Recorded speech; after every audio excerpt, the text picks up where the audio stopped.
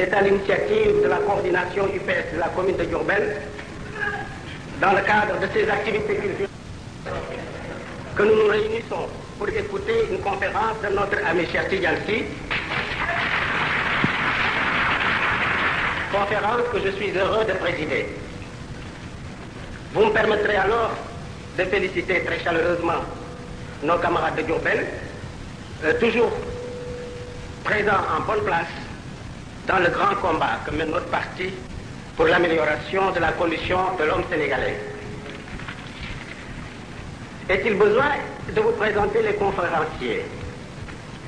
Sans doute pour respecter l'usage, car Cheikh Tidiane Sy n'est pas un inconnu.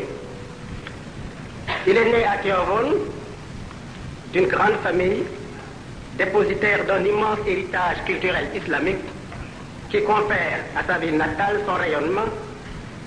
Son père, prestigieux et vénérable Cheikh Tafsir el-Coran, fut responsable des années durant de la préservation et de la défense de cet héritage spirituel. Élevé dans la pure tradition de sa famille, Cheikh Tidiane Sy entreprend dès sa jeunesse la quête du savoir. D'abord, il apprend le Coran, parole de Dieu. Précoce et d'une intelligence extraordinaire, il étonne et émerveille ceux qui l'approchent. Au fil du temps, il élargit ses connaissances et très rapidement acquiert la maîtrise de la langue arabe indispensable à la compréhension des fondements et de la doctrine de l'islam. Dans le même temps, toujours poussé par son désir irrésistible de percer le voile de la science, il apprend le français et l'assimile sans difficulté. Désormais, il est suffisamment armé pour assurer dans un monde en perpétuelle évolution la continuité de la grande mission de salut assignée aux siens. Père l'aimait beaucoup, lui témoignait d'une confiance sans limite que d'aucuns, mal avertis, considéraient comme une marque de faiblesse du calife à l'endroit de l'un de ses plus jeunes enfants. En vérité, le sage avait reconnu en ce fils son successeur spirituel et le destiné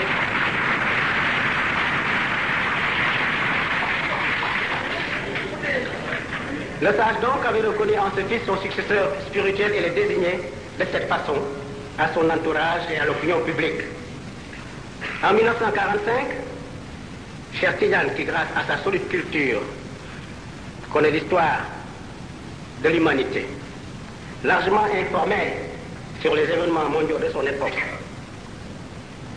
enthousiaste, généreux, et sans doute influencé comme tous les jeunes de sa génération par le vaste mouvement de libération nationale et d'émancipation qui secoue l'Afrique et l'Asie. La politique lui apparaît alors comme un moyen de participation à celui-ci. Il s'y lance en adhérant au BDS, auquel il apporte un soutien décisif. Son activité est débordante. Cependant, sa soif de liberté et de progrès ne sera pas étanchée par la réforme institutionnelle introduite par la loi cadre. Il crée alors son propre parti, le PSS, qui contribue largement à lever des consciences des masses avant de se fondre plus tard dans le grand mouvement d'unification des partis politiques sénégalais qui poursuit le même combat, celui-là même qui nous réunit aujourd'hui. Cheikh Tidiane Sy a été ambassadeur du Sénégal dans les pays arabes où il a dignement représenté notre pays. Il en est revenu chargé de savoir et d'expérience pour se remettre au service de la communauté musulmane et du peuple sénégalais. Sa conception du rôle social de l'islam élève aux dimensions de l'univers les relations de l'homme avec Dieu. Et comme un faisceau lumineux qui pénètre les ténèbres, sa pensée profonde bouscule et détruit traditions et mythes pour porter un éclairage sur l'avenir de l'homme qui libère dans une certaine mesure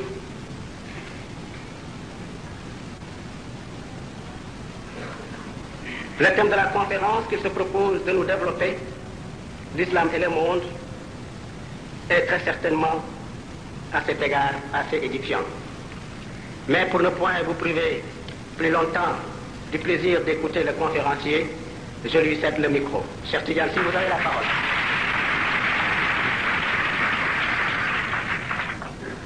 Assalamu alaikum wa rahmatullahi ta'ala wa barakatuh.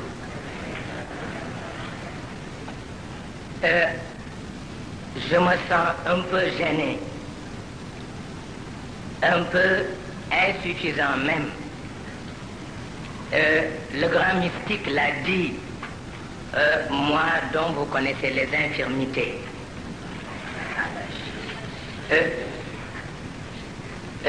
Compte tenu de l'importance que j'attache à cette déclaration que vient de faire le président Magatlo. Le président Magatlo, c'est à la fois un frère, un ami et un compagnon de lutte.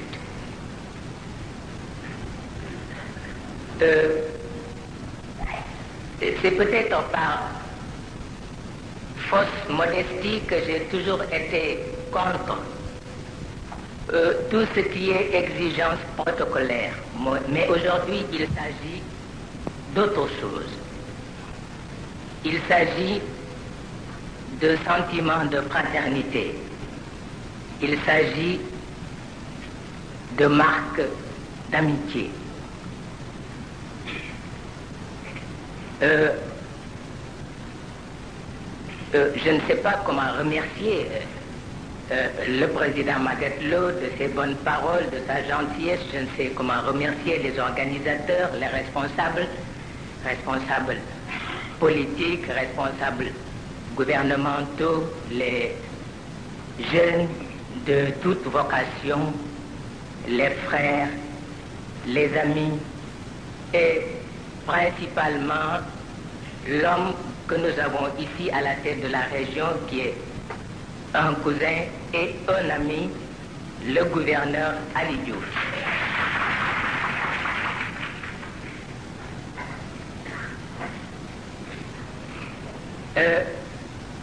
Je suis vraiment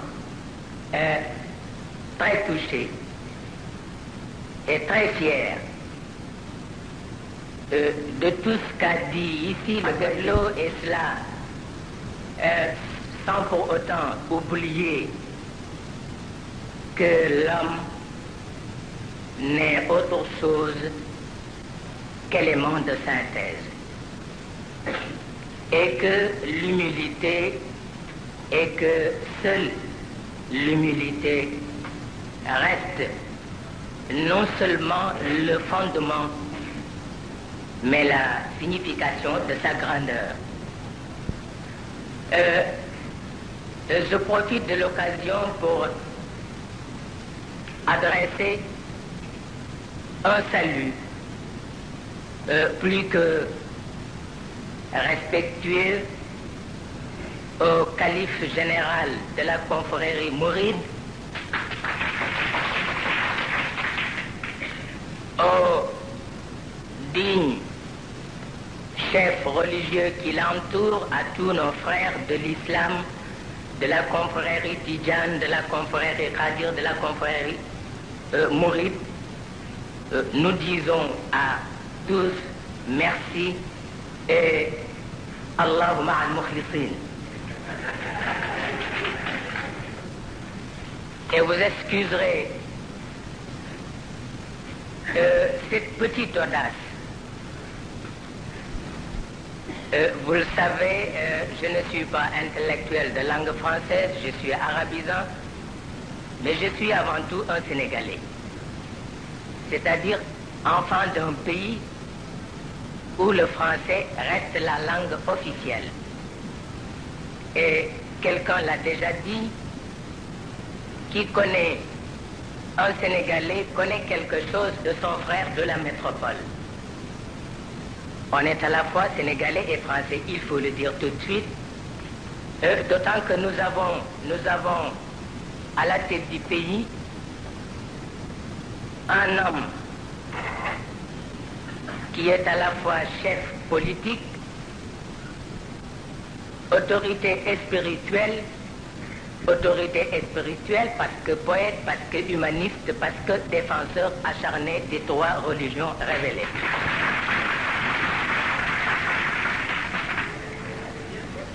Un homme qui exige que tout Sénégalais ait accès aux différentes expressions, aux différents modes de pensée, afin qu'un jour, même lointain, l'unité linguistique et culturelle de notre genre puisse être réalisée. Raison pour laquelle d'ailleurs je viens vous parler aujourd'hui de cette vieille chose. De cette vieille chose qui s'appelle religion et qui, faute de souplesse d'après les uns ou d'interprétation objective d'après les autres, c'est presque la même chose. Cette vieille chose qui devient de plus en plus encombrante. Mais la religion, en tant que source de grâce, la religion en tant qu'attitude de la créature à l'égard de son créateur, attitude à la fois raisonnable et raisonnée, la religion en tant que comportement social, parce qu'elle est les droits à la fois, mériterait de notre part beaucoup plus d'attention. Malheureusement, il faut le dire tout de suite, les esprits butés voudraient en faire, les esprits butés, eux, voudraient en faire une question de fascination,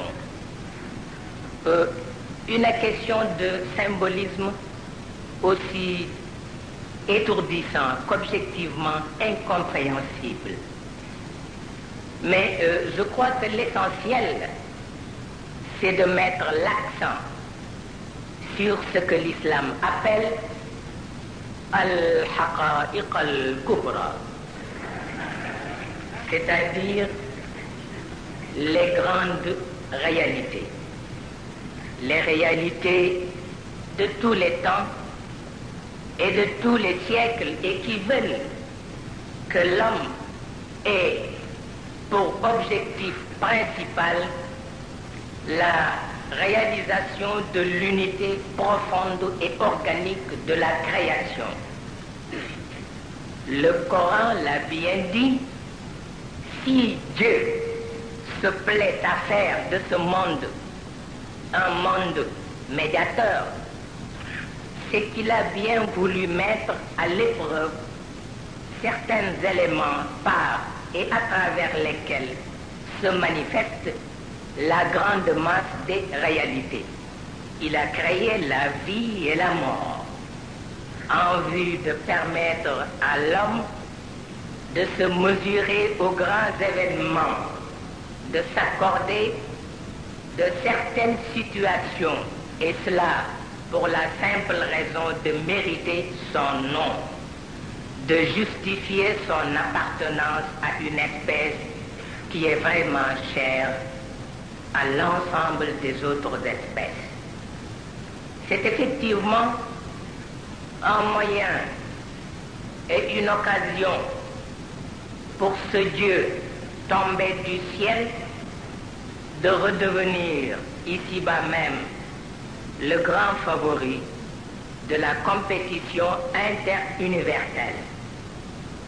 C'est là le sens que le Créateur accorde à la liberté.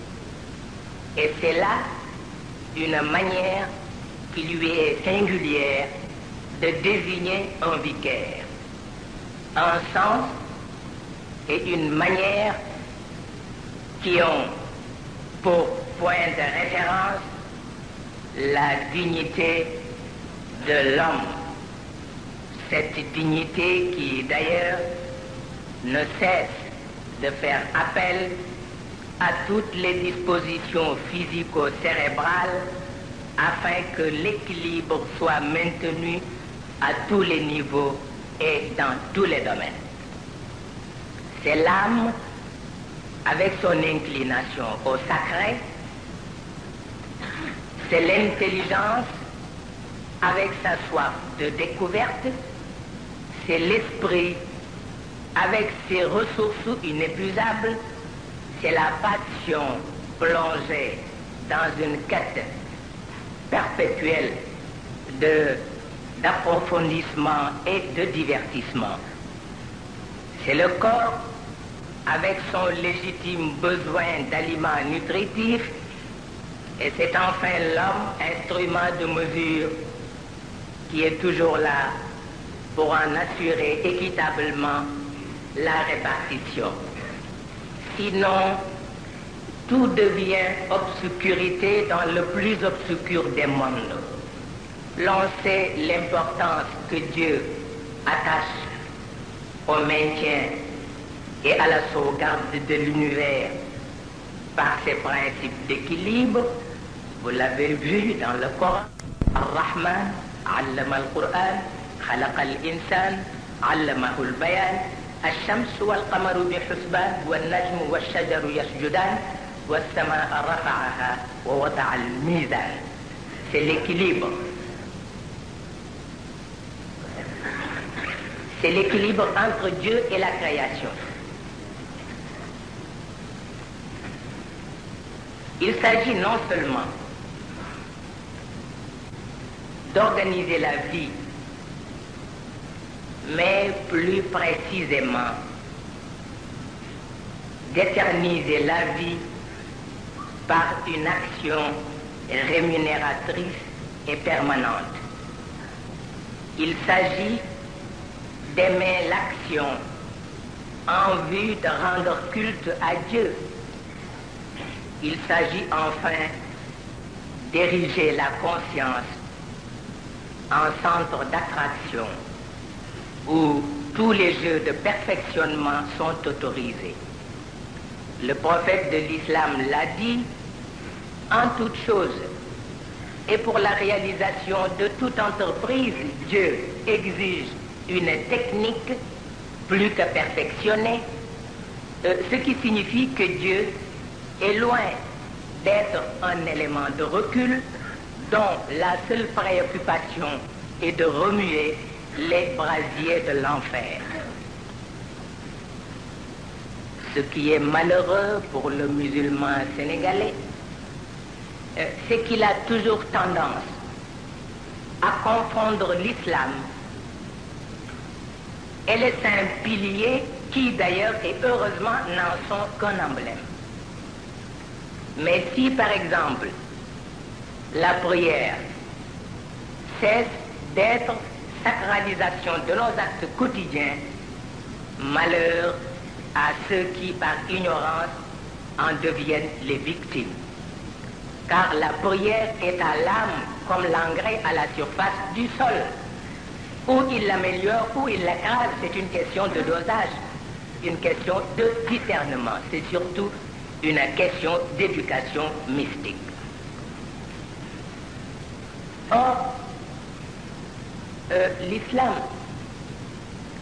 est tout un système éducatif, à la fois politique, social et religieux. L'islam peut être considéré comme une aventure passionnante, une aventure qui a pour point de départ le berceau et qui ne saurait prendre fin qu'avec les flancs inconsolables de la tombe. Dans ce système et à travers cette aventure, l'homme se cherche en cherchant ce qui constitue son affinité avec les grandes réalités. Les exigences de la modernité n'en sont qu'un aspect, mais un aspect dont l'éclipse porterait atteinte à la conscience de l'univers. Les exigences de la modernité n'en sont qu'un aspect. Ça, on le sait, mais un aspect très important. Un aspect dont la disparition porterait atteinte à la conscience de l'univers. Un de mes aînés marabouts m'a dit ceci: vous aimez trop le monde pour mériter la confiance de Dieu. Je lui ai répondu alors: vous détestez trop le monde pour mériter le vicariat de Dieu.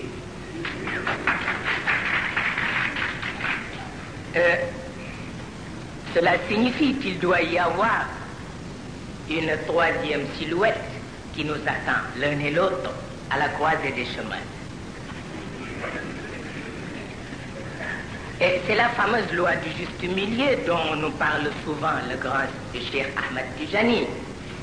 Toute la question est là, où c'est Dieu qui est créateur de toutes choses, ce qui indubitablement invite à voir en toutes choses l'image de son omnipotence, où Dieu n'est qu'un pur subjectivisme, en face duquel toute objectivité doit être bannie. Nous demanderions alors aux marchands de divinité de cesser leur commerce. Ça, c'est normal. Un grand historien à qui on a posé cette question: qu'est-ce qui a provoqué la décadence de la civilisation musulmane? Vous voyez, la question est à la fois grave et importante. Et pourtant, sa réponse n'en est pas moins grave et importante parce que insignifiante. Il dit: parce qu'il y avait absence de charbon. C'est la cause de la décadence de la civilisation musulmane. Parce qu'il y avait absence de charbon.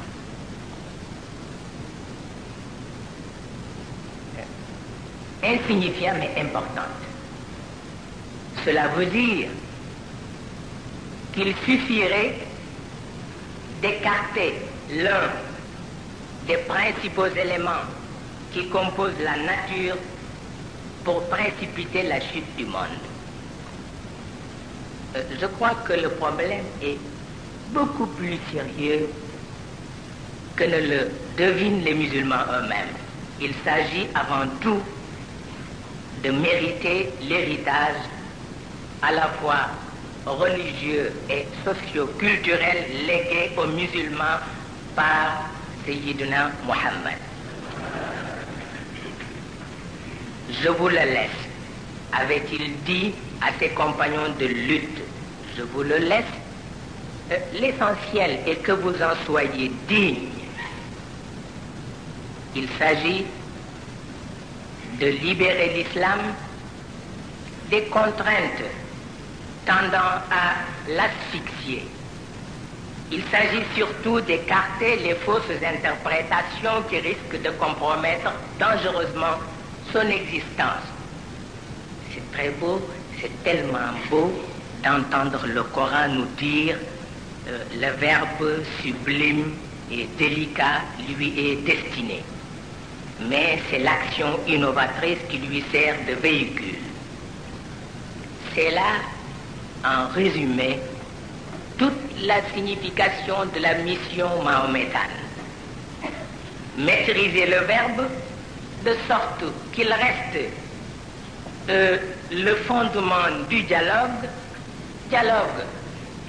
entre créature et créateur, dialogue entre les hommes, dialogue entre la société et la nature.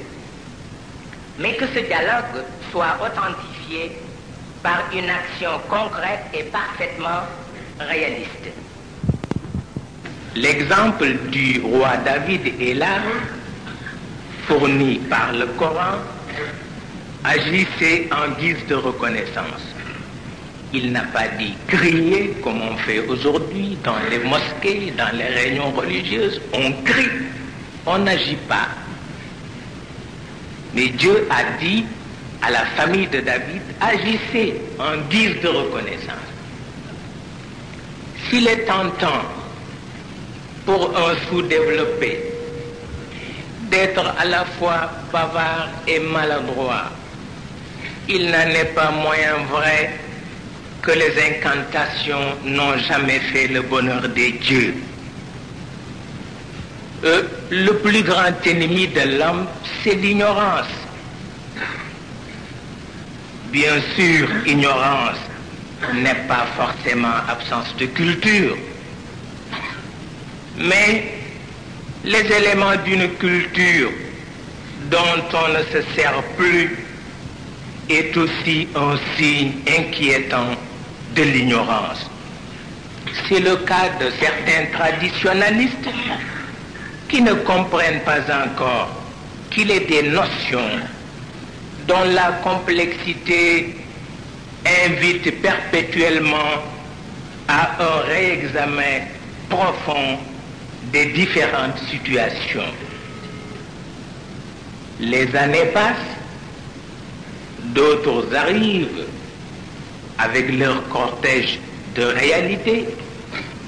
Mieux vaut rester sur ses gardes pour ne pas tomber dans le piège.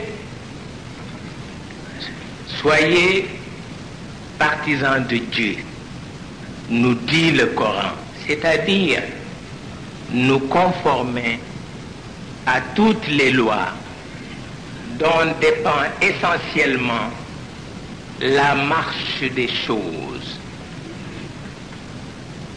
Être trop juif, trop chrétien ou trop musulman, cela risque de nous basculer dans le vide du sectarisme. Soyez partisans de Dieu si vous voulez vivre en paix. Sûrement, ce qui se passe à Jérusalem et à Belfast exige une autre explication. Le rapport des sages de l'OUA est là pour en apporter une preuve. Aux habitants de la planète Terre de savoir ce qu'ils veulent. Dieu n'a-t-il pas mis à leur disposition tous les moyens nécessaires pour la sauvegarde de leur unité? Évidemment, concevoir un monde sans obstacle,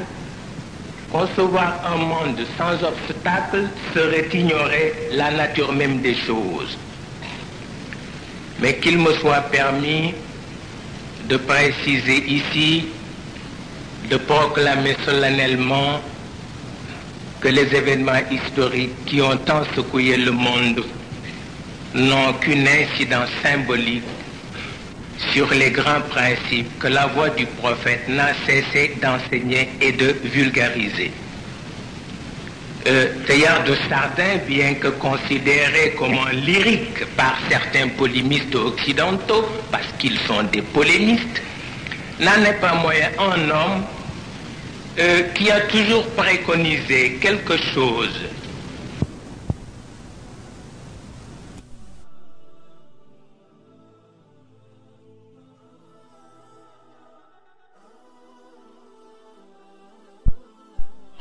d'effacement, de caricature.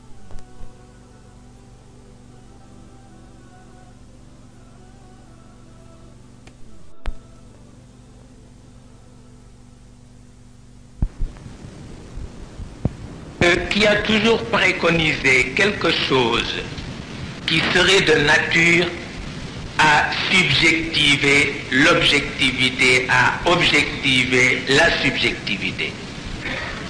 Malheureusement, certains Européens et spécialistes de l'islam noir ont tendance à imputer la situation d'une certaine catégorie de musulmans à l'esprit rétrograde de la culture musulmane, alors que cette situation est due plutôt à cette coïncidence qui veut que l'Occident soit héritier naturel de l'Orient et de ce fait continuateur des conquêtes qui ne pouvaient avoir comme conséquence immédiate que la soumission de tous les hommes et de tous les pays à cette nouvelle loi qu'on appelle colonisation ou colonialisme. Pour le Sénégal, les colonisateurs n'ont jamais admis qu'un marabout fasse autre chose que de rester marabout, avec ce que cela comporte d'effacement, de caricaturisme et de farce. Mais que voulez-vous? Est-il permis à tout le monde de se déclarer héros face à un tel arsenal de dépersonnalisation? D'autant qu'il s'agit ici de colonisateurs, de colonisés, cela n'a rien à voir avec l'islam. Au cours d'une causerie à l'université de Dakar, j'ai attiré l'attention des jeunes sur la nécessité d'organiser le plus fréquemment possible des conférences destinées à inculquer au milieu maraboutique quelques principes dont ils ont besoin pour s'adapter aux réalités politiques, économiques et sociales de notre temps. Les marabouts ne sont-ils pas partie intégrante de la société sénégalaise? Et pourtant, il faut que les marabouts acceptent. Il faut que les marabouts acceptent une telle initiative. Je suis loin d'ignorer les craintes qu'une telle entreprise pourrait susciter dans ces milieux maraboutiques. Mais comme j'en parlais l'autre jour avec un jeune chef religieux, parce que dans ce pays tout le monde est chef religieux,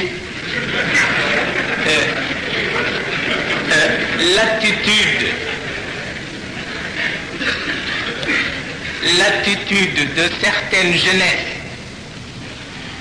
qui consiste à critiquer sans pour autant apporter sa contribution à la reconversion des mentalités devient de plus en plus inquiétante.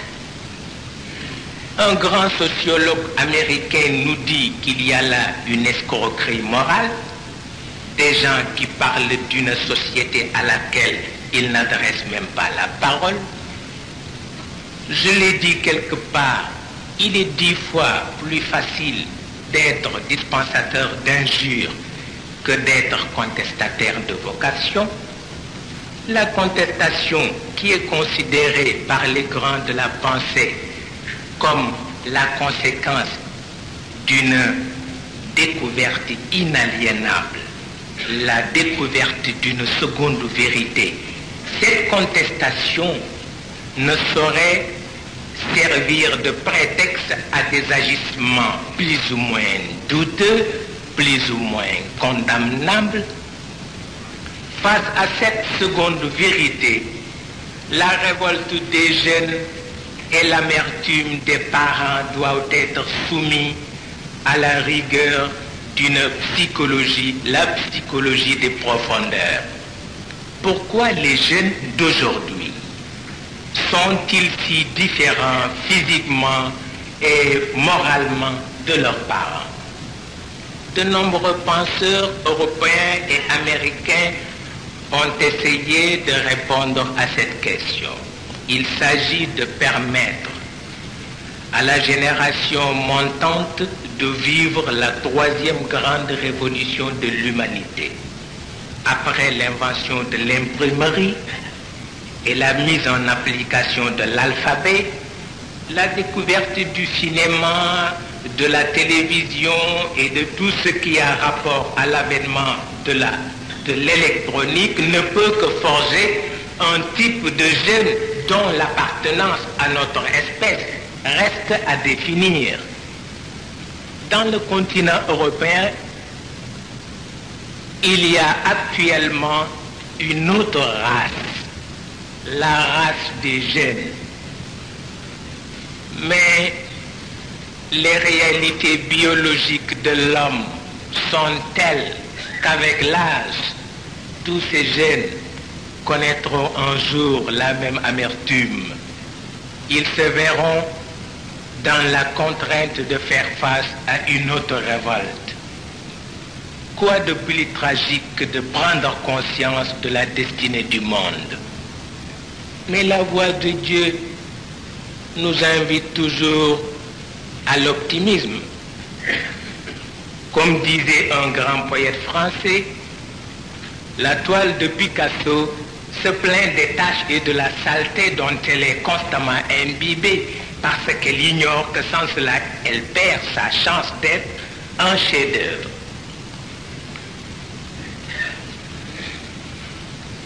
Mieux vaut accorder un autre sens à la vieillesse et à la mort. La vieillesse est faite de beauté, la mort est faite de majesté, disait un poète sénégalais. Ce qui est regrettable, je l'ai souvent répété, c'est que les admirateurs comme les détracteurs de l'islam n'arrivent plus à distinguer l'essentiel de l'accessoire. Ils font semblant d'ignorer l'esprit d'ouverture qui caractérise la doctrine mahométane. La littérature coranique n'a-t-elle pas permis aux musulmans de familiariser avec tous les grands systèmes, à la seule condition qu'un souffle de Dieu, qu'un souffle divin y soit maintenu.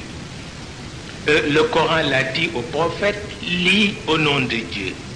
Lis au nom de Dieu. Iqra bismi rabbik. Lis au nom de Dieu, ce qui nous amène à déclarer avec force que le péché de la laïcité réside plus essentiellement dans sa position de neutralité. C'est pas un péché, ça, il faut le dire tout de suite, sinon je risque d'avoir tous les laïcs sur le dos. Le péché de la laïcité réside plus essentiellement dans sa position de neutralité, péché qui d'ailleurs est déjà atténué par l'affiliation de certains laïcs aux différentes confessions. Lis au nom de Dieu, cela signifie qu'il ne peut y avoir de grâce si dès le départ Dieu se voyait dans la lignée des infortunés. Mais ne l'oublions pas, la critique est aisée, une vérité absolue est loin d'être établie dans les systèmes en perspective. Un marabout est méprisable parce qu'il exploite honteusement ses talibés.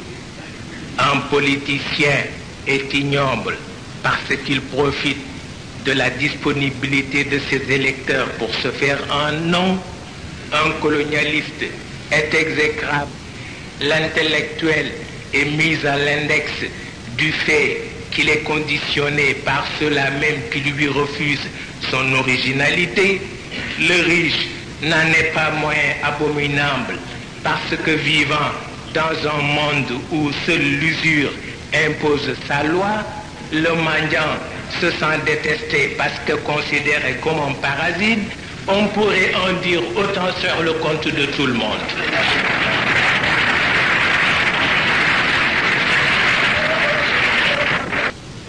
C'est que les grands de la critique rejettent parfois sur autrui leurs propres doutes.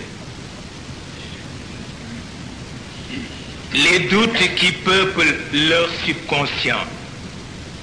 Il s'agit d'une maladie dont la ténacité dépasse largement la compétence des psychanalystes.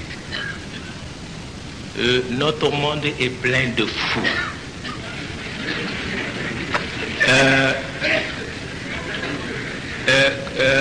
Khrouchtchev l'a dit un jour au président Nasser, c'est le président Nasser lui-même qui m'a raconté cette petite histoire. Khrouchtchev lui a dit « Toi et moi, on est des fous, mais c'est un secret d'État. » D'où la nécessité d'un enseignement hors série. Jacques Maritain l'a affirmé pour le compte de la chrétienté. Jacques Maritain nous dit il y a une inspiration d'ordre surnaturel à laquelle les dons du Saint-Esprit nous rendent dociles et qui présuppose la charité. Elle élève les âmes saintes au mode surhumain d'agir qui fait la vie mystique. Mais dans l'ordre naturel aussi, il y a une inspiration spéciale qui, elle aussi, est au-dessus de la délibération de la raison et qui procède, comme le notait le grand philosophe Aristote, de Dieu présent en nous. Le Coran nous dit ceci, c'est un bout de lumière par lequel Dieu oriente ses grands serviteurs, d'où ce que les Occidentaux appellent le secret des réussites périlleuses. Ce qu'il faut retenir ici, c'est qu'il y a mysticité et mysticité. Les hippies sont-ils, oui ou non, satisfaits de l'aspect caricatural d'un certain mysticisme? Je n'en sais pas encore grand-chose, mais je crois que le danger qui menace notre existence, c'est surtout l'absence de ce qu'on appelle le dialogue. S'il est amusant de passer son loisir à formuler des critiques, il n'en est pas moins évident que le dialogue reste notre unique chance pour éviter des heurts plus que nuisibles à l'organisation de notre cité. D'autant que, face aux grandes options, l'homme ou les hommes se scindent en plusieurs parties. Il y a des admirateurs, il y a des détracteurs, il y a des ceci, il y a des cela.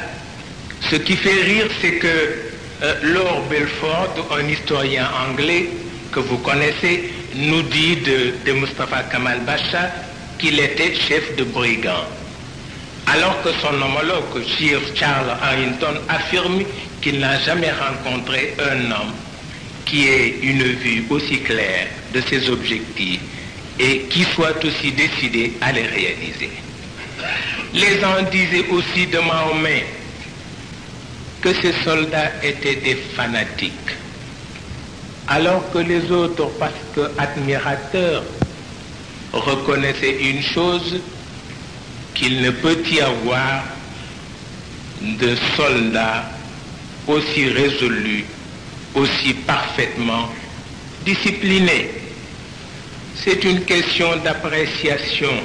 Un détracteur est toujours prêt à dire des balivernes et à verser des invectives. Mahomet, que l'on connaît avec son Coran et ses 600 millions d'adeptes, est loin d'être un simple fanatique. Le poète l'a dit, sa vie, son recueillement, ses blasphèmes héroïques contre les superstitions de son pays, son audace à affronter les fureurs des idolâtres, sa constance à les supporter 15 ans à la Mecque, son acceptation du rôle de scandale public et presque de victime parmi ses compatriotes, son éloignement, enfin, sa prédication incessante, ses guerres inégales, sa confiance dans les succès, sa sécurité surhumaine dans les revers, sa longanimité dans la victoire, son ambition toute d'idées, nullement d'empire, sa prière sans fin, sa conversation mystique avec Dieu, sa mort et son triomphe après le tombeau attestent plus qu'une imposture, une conviction.